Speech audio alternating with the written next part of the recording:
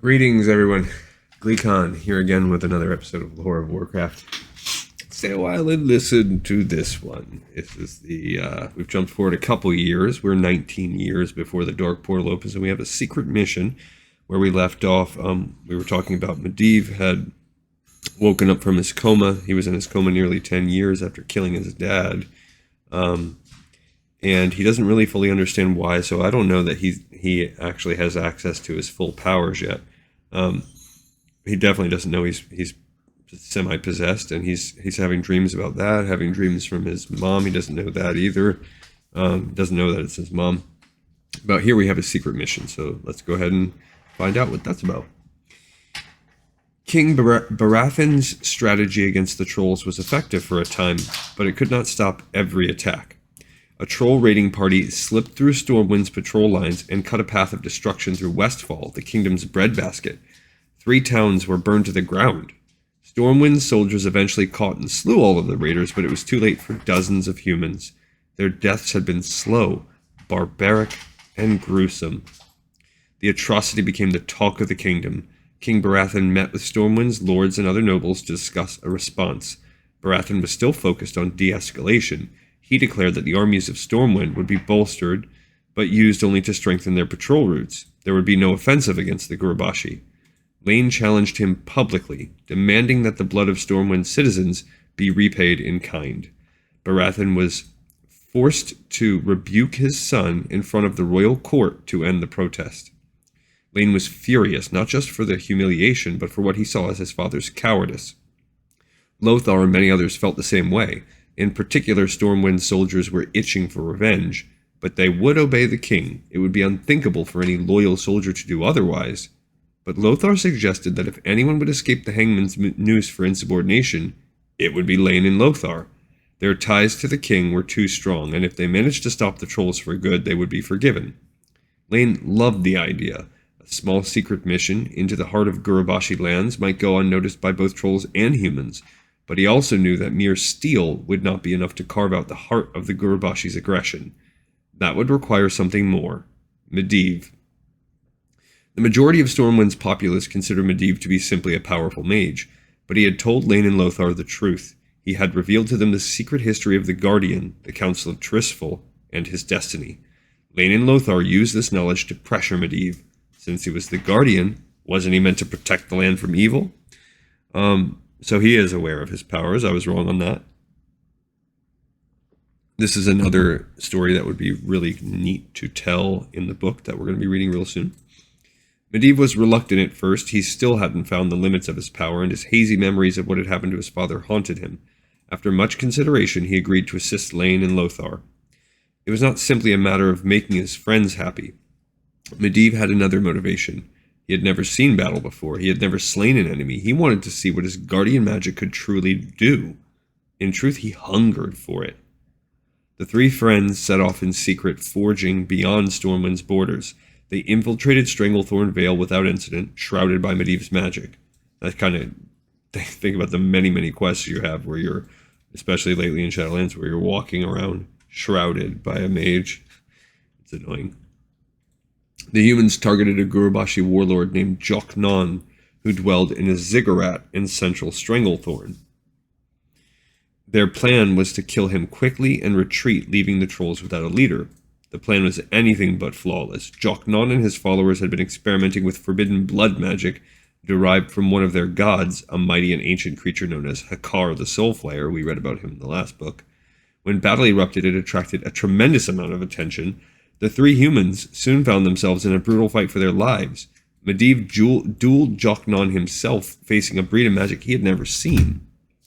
Joknon's dark power nearly overwhelmed Medivh. The Guardian was forced to abandon his apprehensions and unleash his full might. The resulting spell destroyed every single troll inside the ziggurat. Their howls of agony were heard in the darkest corners of Stranglethorn. Llane and Lothar had both seen death before. Even so, they were rattled by Medivh's power. The 3 men hurried back to Stormwind, but there was no joy in their victory. Llane and Lothar had seen Medivh's dark side, and they realized that their old friend was different in ways they could never understand. Even Medivh himself did not fully understand what he had done. He had never been taught that spell, He had no idea where that knowledge had come from, or if it had even been entirely powered by arcane magic. It disturbed him greatly. He's starting to realize he's got a little darkness inside him.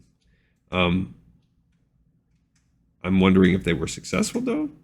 Did that, like, turn off the trolls? Or is that the type of thing that makes them fully join the Horde by the time we get to the second war? And your favorite, my favorite, map time. All right, so this is the territories of the Eastern Kingdom. This is what we are currently, right before the Dark Portal opens. This is what the world looks like. You have Quel'Thalas, which eventually, this is the Isle of Quel'Thalas, or Quel'Danas, or something like that. This is the Eversong Woods and the Ghostlands. So something has to happen there that's going to turn them into the Blood Elves. We don't know what that is, but I don't think that happens until the Third War Beyond. So that's not happening anytime soon. For now, this is where our High Elf Rangers are going to come from. We have the Amani Empire.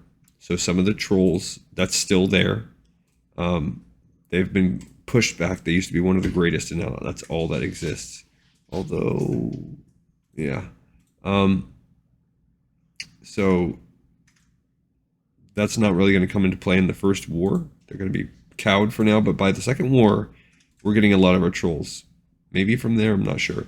This is Lordaeron. Look, this is a pretty big kingdom that Lordaeron encompasses. You could argue that it was the biggest kingdom. Unfortunately, that's the pride and everything that goes along with that is going to lead to a big downfall when they become the Forsaken. But again, not for a couple wars. You have Dalaran, which has carved itself out as a little niche and eventually will literally carve itself out and send itself to Northrend. You have Alterac.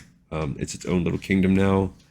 And for now, there's just the Alterac, what's it called? The ruins of Alterac, or the Alterac Valley.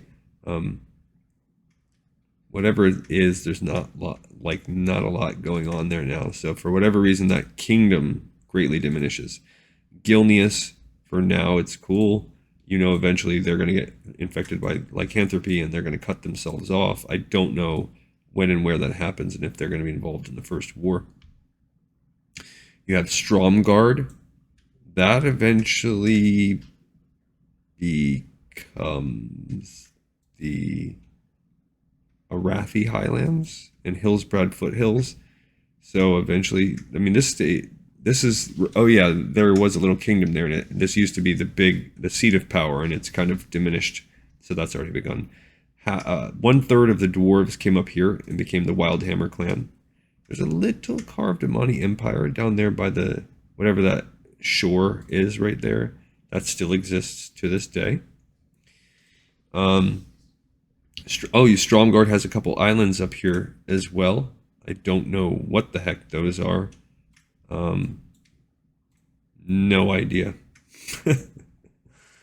I don't know if that's a couple islands that we're just not thinking about, or I don't know this little part of Stromgarde, what that becomes. Because here's Kultiris, and Kultiris Drustvar, and I thought the Zandalari was right around there, so I'm not sure what the deal is with that. Ironforge, huge kingdom. That extends out. You've got Loch Modan coming out over here. You've got the wetlands, and they are even extending and pushing out further currently in parts of Badlands and stuff. The Wildhammer clan also is still controlling the Twilight Highlands for now, but that's eventually going to become the Twilight Highlands. Nomergon, still there. Dark Iron clan, this is the Searing Gorge and the Burning Steppes, and here's Blackrock Mountain. I'm pretty sure that the orcs are gonna come and be a big part of around there, like Blackrock orcs, I think. And look, they've actually stretched and they're controlling all of these mountains, so they still have a pretty, they have their hands in some pies, and right here, so they control a lot of regions. Stormwind has begun continuing to carve itself out more and more. You have Westfall. You have, well, whatever becomes Duskwood. I can't remember what they said it's called now. You have Elwyn Forest Region, Stormwind itself, and Red Ridge Mountains over to the side, I believe. This right here is going to become the Blasted Land. This is open land, the Swamp of Sorrows, and the Blasted Lands.